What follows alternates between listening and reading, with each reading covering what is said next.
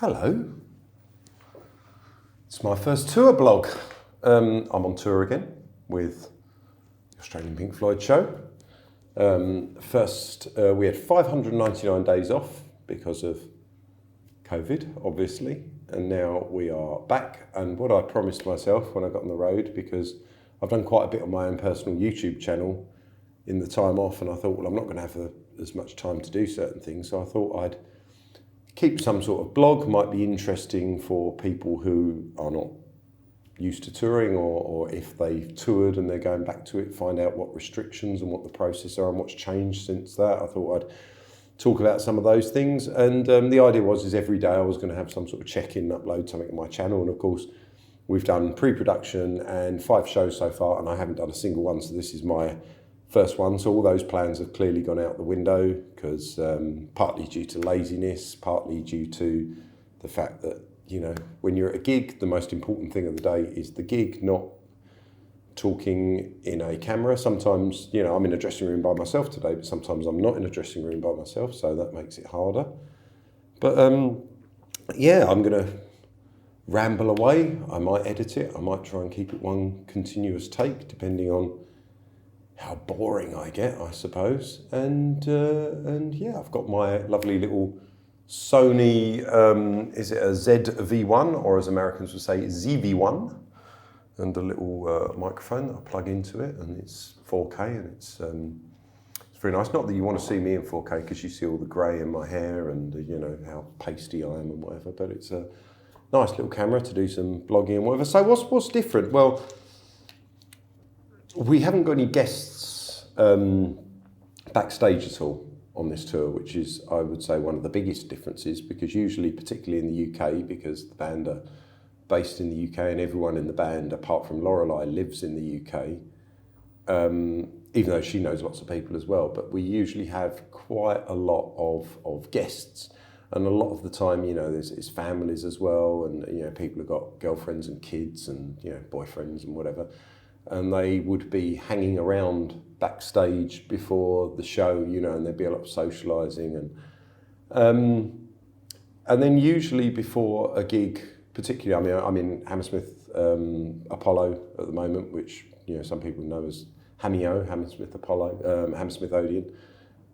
I grew up in the area where it was Hammersmith Apollo, but for me, being a Londoner and doing the London show, usually I'd have loads of friends coming tonight who'd be messaging me going, where do I get my tickets, and can you come around and have a drink before? And I'd probably go meet them in a pub, even though I wouldn't drink. I'd go and meet them in a pub before the show and say hello and do whatever. And I'll tell you what, not having any of that, because we're kind of in a COVID bubble where we're not meeting people wherever possible outside the tour, is just so nice. And that's no offence to my friends that, you know, want to see me and talk to me on a show day, but not having that, not having all the stress of you know, just it going to, you know, to just the day-to-day stress of having people always there, and they always want things from you, and it just adds more chores to a day, which I don't know, I'm really relaxing. I'm finding the whole principle of not having guests backstage at all, or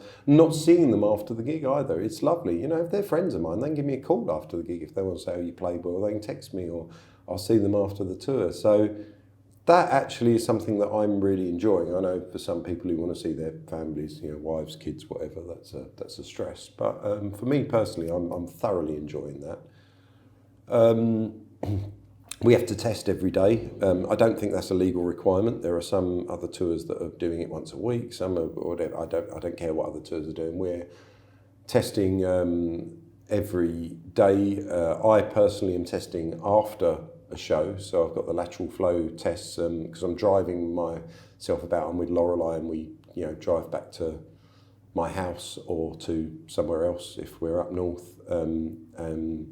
And then I drive to the gigs and whatever, and I personally find that much nicer than being on a bus. And it means I can keep myself to myself. I'm less likely to catch something and it would go around on the tour bus or whatever. But yeah, so I test when I get home. So if I did test positive or whatever, I can let Gaddy, our tour manager, know as soon as possible if there needed to be a debt to come in to cover me for a gig or something like that. Not quite sure how that's kind of uncharted water, so I'm not quite sure how that would work. But right now, I think the priority is not to get in a situation where we need the dep. You know, I turning up, do the sound check, keep myself to myself in a room, you know, go and do the gig, and within 5 minutes of leaving the stage, I'm in the car, and usually waiting for Lorelei, because being a woman, she takes a while. She has to change out her stage clothes and whatever like that, and not just because she's a woman, you know. It's but I turn up to the gig in my stage clothes and leave in my stage clothes, so I don't have to get changed at all. I just take my hoodie off, and I'm ready. Then again, I'm not the height of fashion. No interest in any of that, and I just dress in black and stand on stage and try not to be noticed. But so they're the main two differences, really, is the daily testing and not having guests backstage, both of which are not a chore in any kind of way. So if anything, the lack of guests is very, very relaxing. Because these gigs are postponed, and they've sold very well, with the exception there's always a couple that have a little bit less, but in general most of the tours completely sold out. There isn't the space for the kind of guest list that we'd usually have either, which again some find restrictive. But I've all my friends that I want to see me for free, where I've gone, I want them to see me in the band, because it's at the end of the day it's it is ego, isn't it? A bit of pride and wanting your mates to see what you're doing. But after a while, they've seen it all. They know what I do. They can go on YouTube and look at it. It's if someone really wants to come along, I'll ask for a guest. But there's no desire for me to. I remember one year when we did, O2 Arena in Greenwich, and I think we had amongst the whole band like 200 and something guests, and we're doing Hammersmith tonight, and I doubt we've got more than 5 between the whole band. So it's just such a difference, and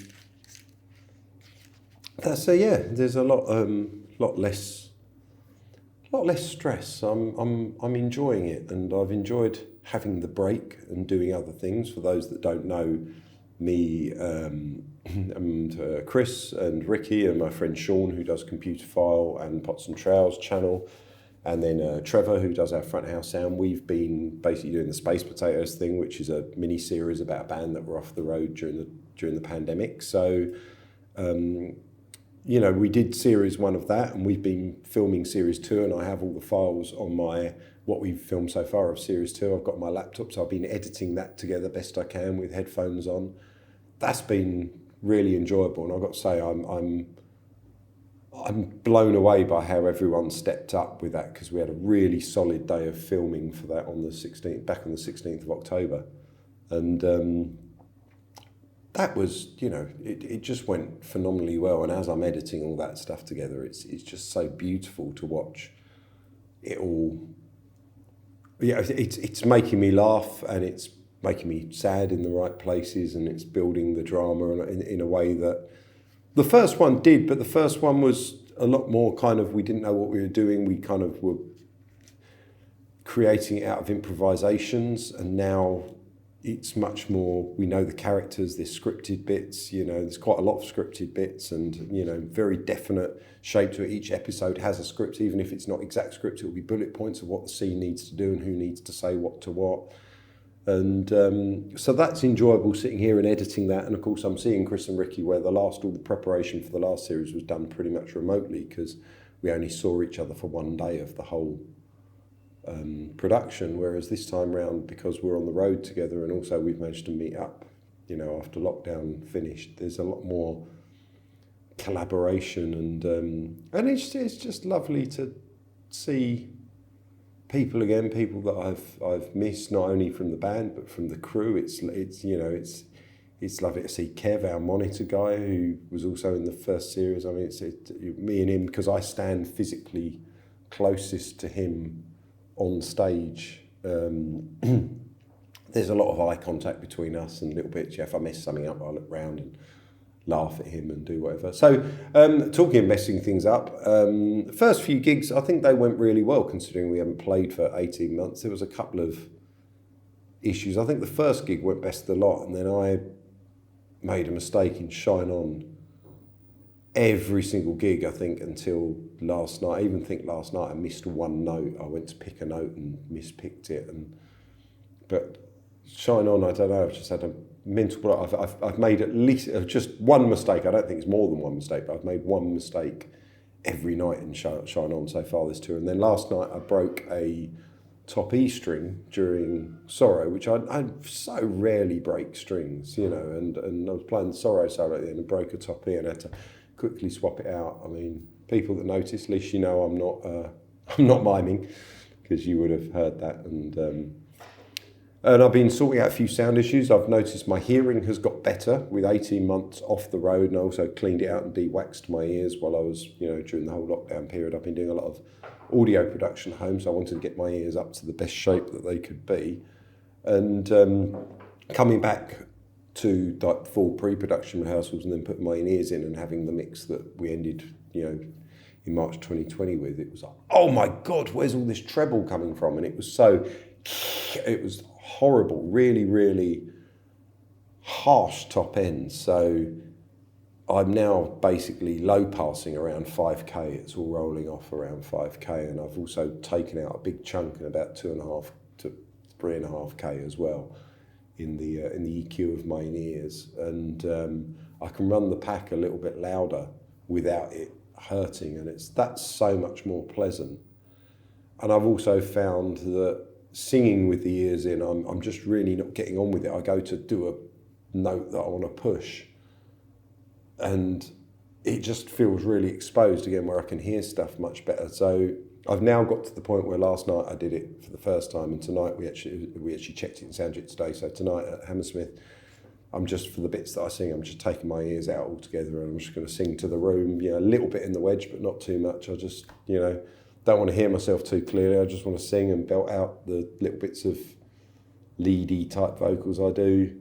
Not that I do much in the show, but I do a couple of bits, and going to try it without any kind of in-ears for those bits, and just use the wedges and sort of go a bit old school. And I did it today in Soundcheck, as I said, and Trevor at front of house and Kev on the monitors both said it sounded better, it was more consistent, you know, and they could, because I was kind of pulling away, which I don't like. I know as a sound engineer, you get people pulling away and doing all that with the mic, and then you've heavy compression, different EQs, and you know, you get proximity effect if you're too close and too far away, and you need to give them a consistent something so that they're not fighting what you're doing all the time. And yeah, that seemed to work better. So yeah, but it's not as hard. The whole thing doesn't seem as hard as I thought it was going to be with COVID. I mean, there were talks of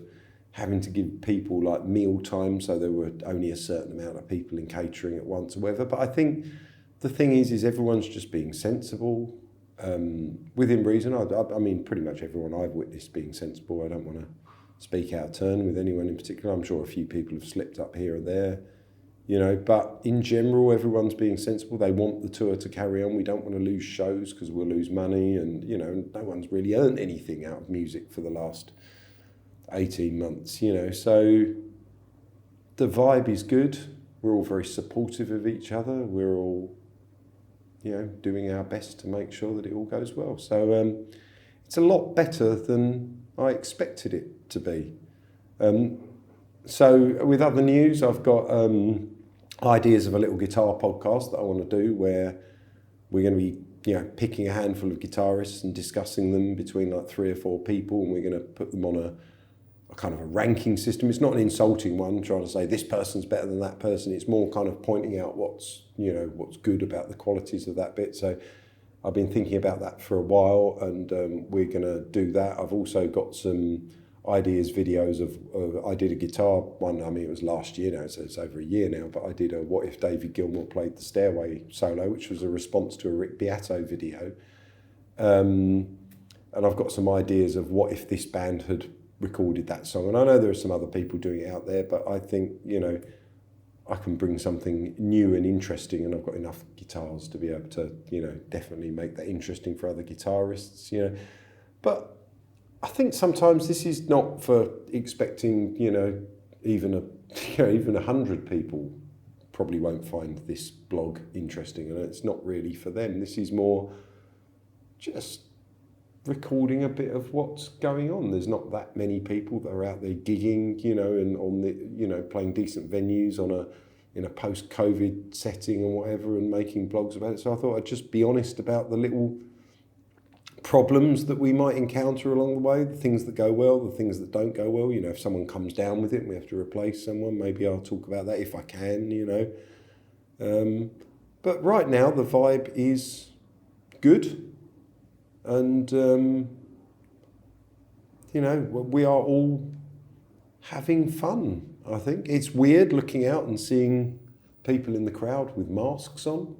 That's probably the odd thing on stage, because there's not that many people wearing masks. Some people are, and the ones that are black and you don't see much, you kind of don't really notice so much. But those big blue sort of medical type masks, they kind of stick out like a sore thumb from the stage. You can look out and see them, and that's kind of strange. But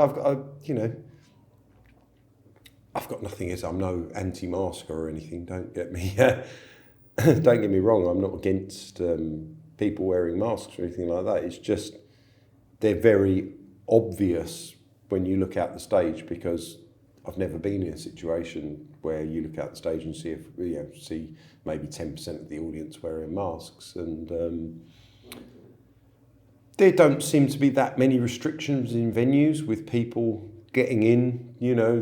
Some places are asking if you're vaccinated, but I think a lot of it's just taking it on trust. Some places are checking the app and scanning the code. Some people are not. Some venues apparently, I haven't seen it because I'm not going out into front of house to see this stuff, but some have got, from what I heard, testing stations where if people come in and they haven't got a proof of vaccination, where they can get a testing station. But my understanding is even if you haven't got any of that, they're just going to kind of let you in anyway. So it's not that strict. I don't know whether that's a good or bad thing. I make no comment on the morals or the sense of that. It's just that's the way it is at the moment. We get a lot of emails coming to the website saying, "Are you imposing some sort of vaccine mandate at your gigs? Is it something that you're going to be doing?" And it's like, no, we're not doing any of that. That's down to the venue. At the end of the day, it's their property and their premises, so they decide what the policy is, down to sort of like whether you have to be vaccinated or have had a test or whatever like that. So that's kind of nothing to do with us. But I do find the only people that actually ask the question when we get emails to the site, the only people that ask the question are the heavy kind of what I would consider crazy anti-vaxxers. And, if you're one of them and I've called you crazy, then, well, I think you're crazy. You have the right to be crazy. I'm not trying to say you should be mandated to go out and get the vaccine, because I don't believe in that. I do believe in freedom first and foremost. But I do think you're crazy for not getting the vaccine, because the data proves that it's absolutely fine. That's your decision. I don't want an argument with anyone about it. But they do write using language that I find quite bizarre. It's like, will your band be, what is it, sort of endorsing medical apartheid? That's the kind of wording you get from these people. If your band is endorsing medical apartheid in XYZ arena, then I and my family will not be coming because we refuse to take the government's vaccine poison, and you get those kind of emails come through, and I read them and I just think, oh gosh, luckily it's few and far between, but seriously, there's a way of asking a question without, it's just inflammatory, that kind of language. It does make me chuckle, but it makes me also not want to reply, because bottom line is it's not up to us. It's nothing to do with us. Talk to your venues, talk to the venue you're going to. And I don't know if Scotland and Wales are different, but I know at least in England, you're still going to get in even if you haven't had a vaccine, and most of them just wave you through, which again, right, wrong, I'm not making any judgment on that. But that is the reality of it. So anyway, let me know if you like this. I think I've rambled enough. I'm coming up to almost 20 minutes, and I don't think I'm going to cut any of this. I think I'm just going to upload as is. So let me know if you have interest in me every few days, just rambling into a camera and let you know what life on the road is, you know, in a post-COVID situation in this band. And I will do more of them. And if you find it boring and say, please don't, you know, then I won't. But yeah, so thank you for watching. Please subscribe, please like, all that kind of crap. And until the next one, I'll love you and leave you. See you later.